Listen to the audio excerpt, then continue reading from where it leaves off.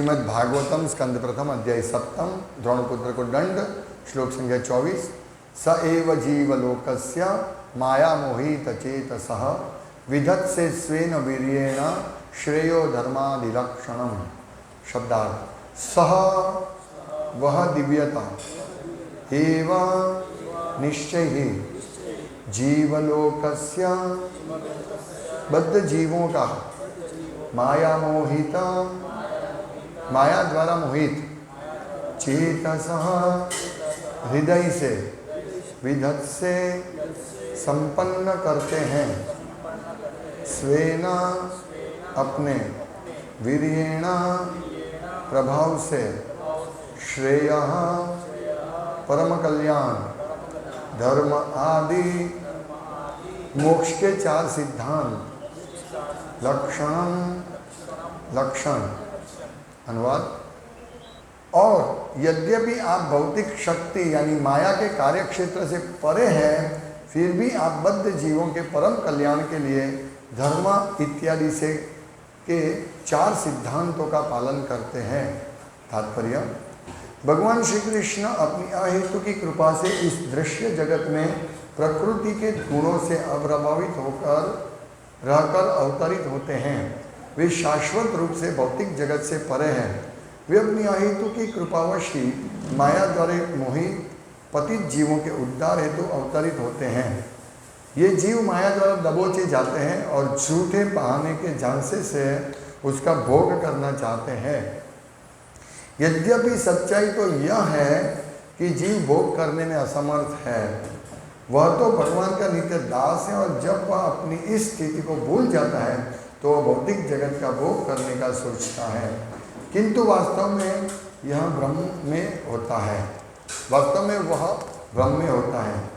भगवान इसी झूठी भोग धारणा को नष्ट करने के लिए हैं और बद्ध जीवों का उद्धार करके उन्हें अपने धाम में ले जाने के लिए अवतरित होते हैं। पतित आत्माओं के लिए भगवान का यही सर्व करुणामय स्वभाव है।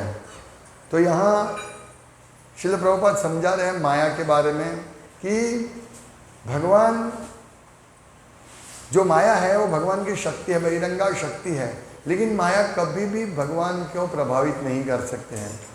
भगवान श्री कृष्ण अपनी अहितिक की कृपा से इस भौतिक जगत में आते हैं, दृश्य जगत में भक्तों के ऊपर कृपा करने के लिए आते हैं, लेकिन वो माया से अप्रभावित रहते हैं। भगवान अपनी दिव्य अंतरंग शक्ति के माध्यम से प्रकट होते हैं। इसीलिए हमें ये जानना है कि भगवान हमारे जैसे नहीं हैं, माया से प्रभावित होने वाले हैं। और उनका मुख्य उद्देश्य क्या है भगवान का? जो बद्ध जीव माया में जकड़े गए हैं, इस भौतिक जगत में हैं, उनका उद्धार करना है। उनका उद्धार करने के हेतु भगवान कृपावश इस भौतिक जगत में आते हैं। सोचिए, अगर यदि भगवान नहीं आते तो हमारा क्या हाल होता है। भगवान स्वयं भगवद गीता में कहते हैं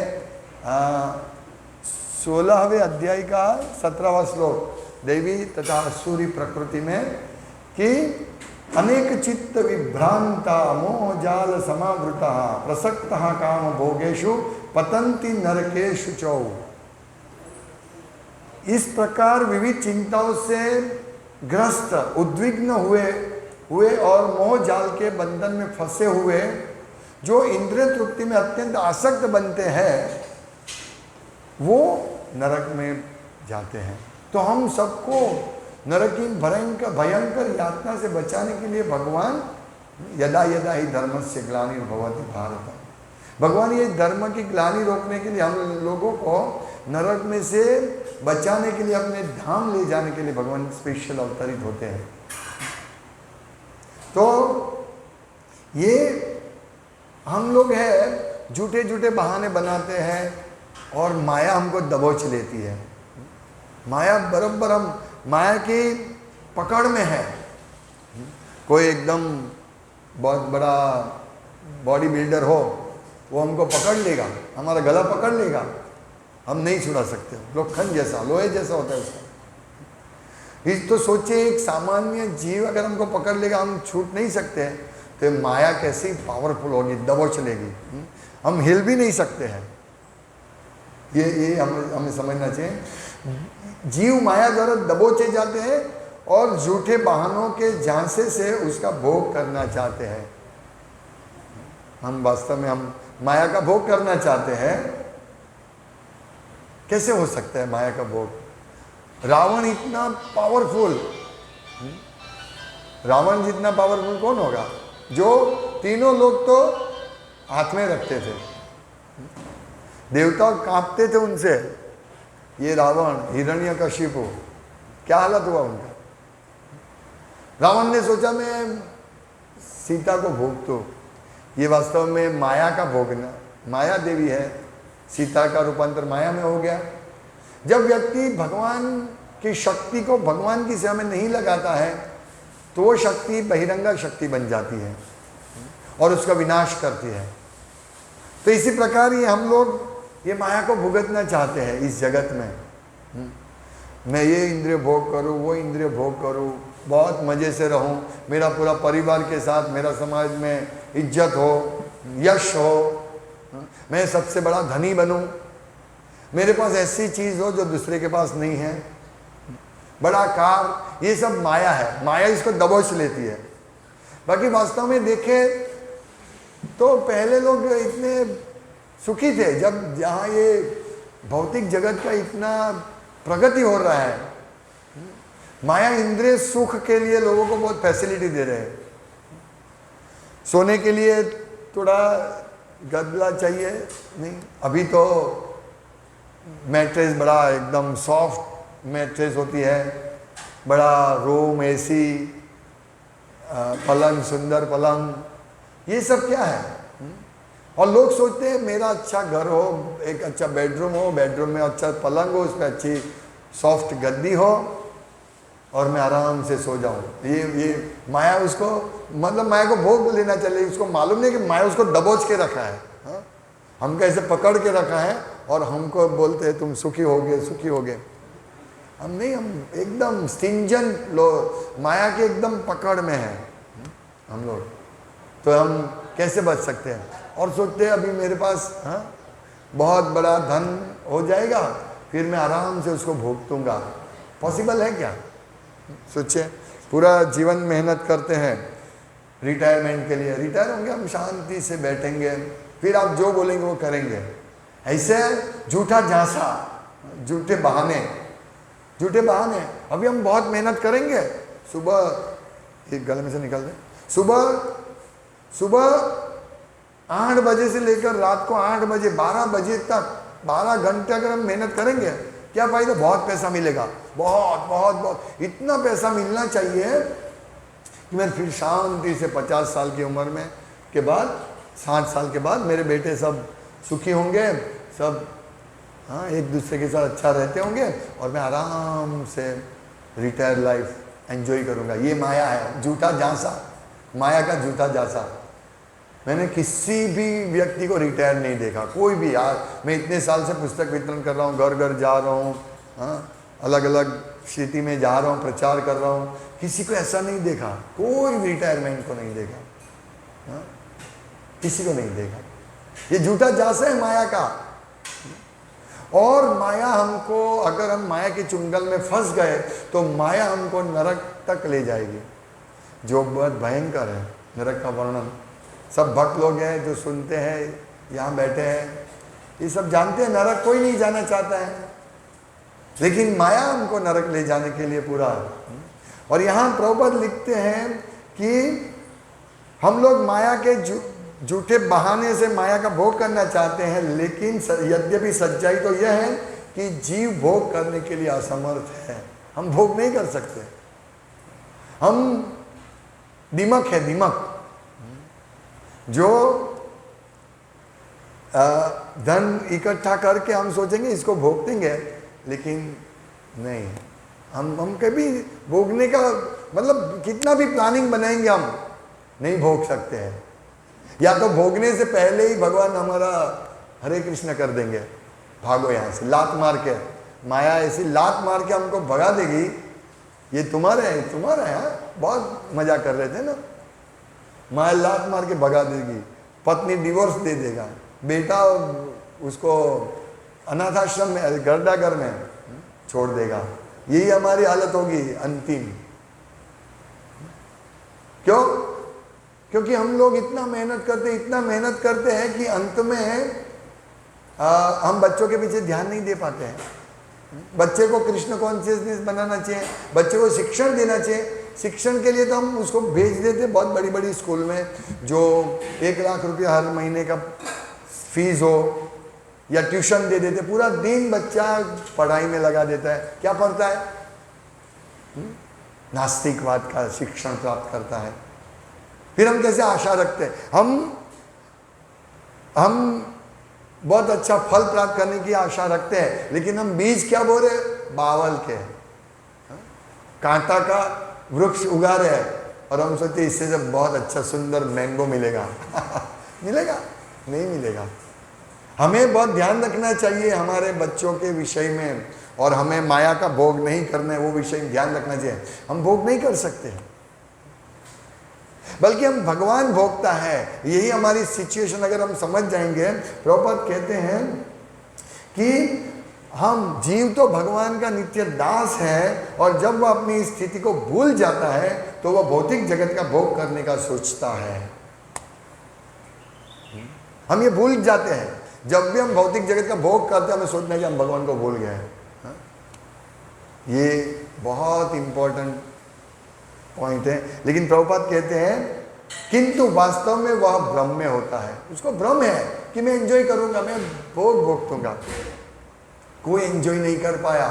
रावण सोने का पूरा उसका वर्णन रामायण में है, कितना बड़ा, 1 योजन 8 किलोमीटर लंबा तो उसका बेडरूम था। सोचिए 8 किलोमीटर लंबा, हम तो 8 फुट का या 80 फुट का होगा ज़्यादा से ज़्यादा। सोचिए वर्णन है, 1 योजन या लंबा और आधा योजन चौड़ा, ऐसा 1 योजन यानी 8 माइल, सॉरी 1 योजन यानी 8 माइल और 12 किलोमीटर। ये रावण इतना, और जो राजकुमारी या जो उनकी वाइफ थी वो ऐसे नहीं कि रावण से जबरदस्ती, वो सब रावण के साथ भोग करना चाहती थी सब, ऐसा इतना देखो। आज किसी को एक स्त्री के साथ भोग करने तो बहुत मुश्किल उठानी पड़ेगी। रावण को ऐसा नहीं था, सब उनको उनके साथ एक भोग करना चाहते थे। ऐसा शक्तिशाली, ऐसा कौन बता रहे थे, हनुमान जी या कुछ, वो इतने सुंदर दिख रहे थे रावण। सोचा अगर इसकी बुद्धि राम में होती, कृष्ण भावनामृत होती इसकी बुद्धि, तो वास्तव में वो उसके सौंदर्य से आकर्षित हो गए थे। शायद हनुमान जी ना आकर्षित, हनुमान जी ना, वो देखा कितना सुंदर है रावण कितना, पर उसकी एक बुद्धि माया का भोग करना चाहते हो, कृष्ण की शक्ति का भोग करना चाहते थे। पूरा सर्वनाश हो गया। सोने की लंका थी। सोचिए कितना महिमाशाली होगा वो रावण। किसी से हारता नहीं था वो, 2 व्यक्ति से, एक बाली से और कार्त्यवीर्य अर्जुन, वो दोनों उसको हराया था ये रामायण में। बाकी पूरा देवताओं से भी वो जीतता था। देवता कांपते थे उनका। जब युद्ध चल रहा था राम रावण का, तो देवता ने बोला भगवान राम अभी उसको जल्दी खत्म करो, क्योंकि अगर वो बच गया, देवता को ऐसा था कि शायद, क्योंकि भगवान भी खेलना चाहते हैं ना, अपने लीला का आनंद प्राप्त करना चाहते हैं, इसीलिए भगवान ऐसे तुरंत उसको मार नहीं देते, खेलते हैं। हिरण्याक्ष में भी हिरण्यकशिपु में भी ऐसा, उनको ऐसा लगता है हम मार देंगे, भगवान को मार डालेंगे, और भगवान ऐसा करते हैं ना, ड्रामा, नट नाट्योधर। भगवान एक बहुत बड़े एक्टर है, कलाकार है। तो ये सब कांपते थे, कितना शक्तिशाली होगा, हमारे पास इतनी शक्ति होगी तो हम भी ऐसे ही करते हैं। अगर प्रभुपाद कहते हैं भगवान, अगर वो ये याद आ जाते हैं उसको कि मैं भगवान का दास हूं, कहते हैं कि भगवान इसी झूठी भोग धारणा को नष्ट करने के लिए है और बद्ध जीवों का उद्धार करके उन्हें अपने धाम में ले जाने के लिए अवतरित होते हैं। कितनी महत्वपूर्ण बात, भगवान कितना हमारा ख्याल रखते हैं ना। हम भगवान का विरोध करते हैं, नास्तिक हैं, हम नास्तिक बनते हैं, फिर भी भगवान हमको बद्ध जीव को उद्धार करने के लिए आते हैं और अपने धाम में ले जाना चाहते हैं। ये भगवान की बड़ी कृपा है। परित्राणाय साधूनां विनाशाय च दुष्कृताम्। और ऐसा नहीं कि हम लोग बहुत माया का भोग करें इसलिए उनको छोड़ो, नहीं। हाँ, जो बहुत क्रूर होते हैं, जो भगवान के मैसेज को नहीं समझते हैं, उनके लिए भगवान फिर जाओ, सुधरो तुम। इस भौतिक जगत में बहुत हजारों साल तक रहते हैं भगवान। उसको जो ईर्ष्यालु है, क्रूर है, नराधम है, उसको मैं विभिन्न असुर योनि में रखकर निरंतर इस भवसागर में डालता रहता हूँ। इसलिए हम लोगों को भगवान को हाथ जोड़ के, भगवान हम माया में हैं लेकिन हम नहीं चाहते हैं माया का भोग करें, लेकिन हम इतने टाइम इमेमोरियल अनंत काल से इस भौतिक जगत में है, इसलिए हम माया को कैसे लांघ सकते हैं। आपके शरण में ले लीजिए मुझे, आप ही हमारा उद्धार कर सकते हैं। ये हमारी प्रार्थना हर रोज चलनी चाहिए और साथ में हमारा प्रयास होना चाहिए विधि भक्ति का। मॉर्निंग प्रोग्राम, सुबह जल्दी उठना, अच्छी तरह माला करना, रीडिंग करना, प्रभुपाद की बुक्स की रीडिंग करना बहुत जरूरी है। क्योंकि प्रभुपाद जो सिद्धांत समझाते हमको, मायाबद्ध जीव को भगवत धाम कृष्ण भावनामृत बनाने के लिए प्रभुपाद का पूरा सामर्थ्य है इस पुस्तक में। बहुत सामर्थ्य ये पुस्तक है। आप सोचिए, जो लोग भगवत गीता भागवतम पढ़ते हैं, प्रभुपाद की पुस्तकें पढ़ते हैं, वो खुद अनुभूति करेंगे ये अद्भुत पुस्तक है, अद्भुत। हम कहाँ थे, हम लोग कितना माया में ग्रस्त अभी भी है, ऐसा नहीं है, क्योंकि हमें आदत हो गई है माया के, हमें आदत हो गई है। इस आदत से हम मुक्त होंगे, लेकिन समय लगेगा। भगवान को प्रार्थना करनी है, तब हम जरूर इस सब माया के आदत हो गए, उससे हम मुक्त हो सकेंगे। पर हमें प्रयास करना है गंभीरता से। इसीलिए हम लोग हर रोज भागवतम क्लास रखते हैं, ऐसी चर्चा करते हैं। और देखो, सुबह में अगर ऐसी चर्चा हो जाए तो हमारा दिन कितना हमें स्मरण रहेगा, यस, स्मरण रहेगा कि यस, हमें इस प्रकार माया से थोड़ा, तो हम जैसे माया का भोग करने जाएंगे, ओ ये मैं माया का भोग कर, मैं कृष्ण को भूल रहा हूँ। धीरे धीरे धीरे धीरे करके हम लोग पूर्ण रूप से कृष्ण भावना में बन जाएंगे। और फिर हम इस माया से, मतलब माया को भी प्रणाम करेंगे कि आप हमारी अच्छी परीक्षा ले रहे हैं, लेकिन आप हमारे पर कृपा कीजिए। और ऐसे हम प्रार्थना करेंगे माया को, जी भगवान को, तो भगवान माया को बोलेंगे बस अभी इसको टच मत करना। हालांकि श्रील प्रभुपाद कहते कि माया मृत्यु के अंतिम समय तक रहेगी। तो अगर माया रहेगी तो कृष्ण भावनामृत भी रह सकती है ना। कृष्ण भगवान तो पावरफुल है माया से। प्रभुपाद कहते माया रहेगी तो माया समस्या रहेगी। समस्या ऐसा नहीं आएगा प्रभु बस इतना हो जाएगा मेरी समस्या चली जाएगी, नहीं, कुछ भी होगा समस्या नहीं जाएगी। अंतिम समय तक, अंतिम समय तक हम कितना समस्या होते हैं। हम जब तक गाड़ी में ट्रेन में बैठते नहीं तब तक समस्या ही समस्या, समस्या ही समस्या है। घर से हम निकलते वृंदावन जाने के लिए, ट्रेन में बैठना है, तो घर से रेलवे स्टेशन तक का रास्ता कुछ भूल गए, सब चेक करना, घर को ताला मारना, लाइट पंखा गैस सब बंद करना, एक एक चीज को सुलटा के, फिर रिक्शा नहीं मिलती, रिक्शा में बैठना, ट्रैफिक, भयंकर ट्रैफिक। एक बार हमारी हालत, मेरी हालत ऐसी हुई थी कि एकदम हम कंपेयर कर सकते ये एनालॉजी देकर। हम लोग कैंप की तैयारी के लिए वृंदावन गए थे, तो वृंदावन में निकलने का समय था, हमारी ट्रेन 7 बजे थी। और तो अंधेरा होता है, 7 बजे ट्रेन थी। हम वृंदावन से निकले 6 बजे।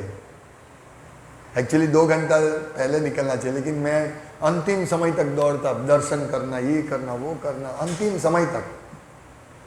तो 6 बजे निकले, बीच में ट्रैफिक, 7 में 5 बज को हम लोग बहुत दूर थे। मतलब उस टाइम क्या था मालूम नहीं, पूरा हाईवे चौकअप, और दिल्ली हाईवे चौकअप खत्म। तो मैं आगे बैठा था रिक्शा में, सब ट्रैफिक को ये करवा के फिर मार्केट में ट्रैफिक, सब जगह ट्रैफिक। 7 बज गया, ट्रेन आ गई प्लेटफॉर्म पर और हम लोग 2 किलोमीटर दूर। भगाओ भगाओ भगाओ, कितना भगाएगा? लेडीज हमारे साथ, सामान हमारे साथ, कैसे भगा सकते हैं? विजय दामोदर प्रभु, कानू प्रभु, हम 2, विपिन काका, कितनी समस्या। तो हम लोग उतरे, जैसे रेलवे स्टेशन के बाहर है, मथुरा में थे तो बाहर आए तो ट्रेन चालू। मैंने विजय दामोदर को, चेन खींच लो, चेन पुलिंग करो। एक बार चेन पुलिंग किया, हम लोग पकड़ के भागे भागे भागे, तीसरे प्लेटफॉर्म पर क्रॉस करके, मेरे साथ लेडीज, हाँ माता जी सब, विपिन काका सब भागे, शायद विपिन काका नहीं थे। और फिर दूसरी बार चेन पुलिंग, हाँ, और पूरी भीड़, ट्रेन में तो कैसी भीड़ रहती है, ओह, पर जैसे जैसे बैठ गए। हमारी हालत ऐसी ही है, पूरा ट्रैफिक, माया का ट्रैफिक है, और अंतिम समय में भीड़ में चढ़ जाना है। ऐसे जो हालत मेरी हुई थी, यही हमारी सब लोगों की हालत है। कहीं रुकावट, वहां से निकले, हम भगवत धाम जाने के लिए ट्रेन में बैठने वाले हैं, और रुके, कितना अड़चन, परिवार वालों का अड़चन, समाज वाले का अड़चन, मित्रों का अड़चन, शरीर का अड़चन, सब हर्डल्स आते हैं बीच में। वो कूदते हैं ना, वो दौड़ते हैं फिर कूदते हैं, वो हर्डल, उसको विघ्न दौड़ गुजराती में बोलते हैं, विघ्न दौड़। कूदते दौड़ते हैं, बीच में विघ्न आते हैं, फिर कोई ऐसा बड़ा विघ्न आ गया, गिर गया।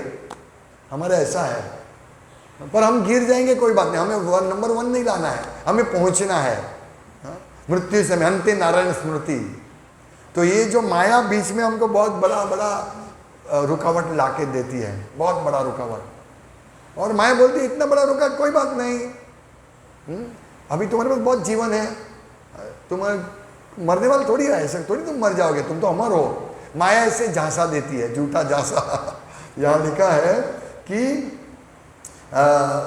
झूठे बहानों के झांसे से माया ऐसा झूठा बहाना देगी। अभी तो तुम क्या, अभी तुम इतना युवान हो, 50 साल को तो क्या हुआ, इंद्रिय सॉलिड है, तुम्हारी जीवा भी काम कर रही है, खाओ, खूब मौज करो। ये बड़ा विघ्न है, मौज करना, खाओ पियो और मौज करो, ये बड़ा विघ्न है। इसीलिए हम लोगों को भगवान हम लोग, मैं नुसी सुधी गा रहा था, भगवान का कीर्तन कर रहा था, ऐसा ही हमारा हालत है। हम लोगों को भगवान का जो उद्देश्य है, इस बद्ध जीव, पतित जीवों का मेरे भगवत धाम ले जाना, हाँ, तो पतित आत्मा के लिए भगवान का यही सर्व करुणामय स्वभाव है, क्या कि हम सबको वो भगवान अपने धाम ले जाना चाहते हैं। हम उनके साथ भगवत धाम जाए, उनके आदेशों को पालन करें, उनके भक्तों का आदेशों का पालन करें, भक्तों का संग करें, भागवतम सुने। इस प्रकार हम ये पूरे विघ्न को हटा सकते हैं और भगवत धाम जा सकते हैं। हरे कृष्ण। किसी को कोई प्रश्न? श्रीमद् भागवतम की जाए, श्रील प्रभुपाद की जाए।